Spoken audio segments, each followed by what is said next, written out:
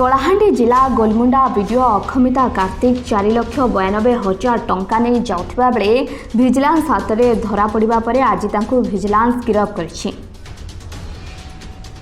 सूचना अनुसार कलाहांडी जिला भवानीपाटना पटू गोलमुंडा जाउथिबा बेले जारिंग छक निकट में गोलमुंडा वीडियो अक्षमिता कार्तिक गाड़ी को अटकाई भिजिलांस विभाग चढ़ाऊ करथिले। वीडियो अक्षमिता कार्तिक गाड़ी में 4,92,000 टंका नेउथिबा नै आगरू सूचना पाई भिजिलांस पक्षरु पूर्वरु छकी रहिथिले। एही टंका कहार बोली पचारिबारु सठिक उत्तर दे पारि नथिले वीडियों व्यतीत एही गाड़ी में थिबा एपीओ क्षेत्रमोहन माझी block programming coordinator Madhusudan Sahu को मध्य भिजिलांस विभाग अटक रखिथिला। सेभଳି अक्षमिता कार्तिक पौतृक घर कोरापुट भुवनेश्वर रायगड़ा और गोलमुंडा ब्लॉकर दुईटी जगार भिजिलांस विभाग पक्षरु चढ़ाऊ जारी रहिथिबा नै भिजिलांस विभाग पक्षरु सूचना मिलिछि।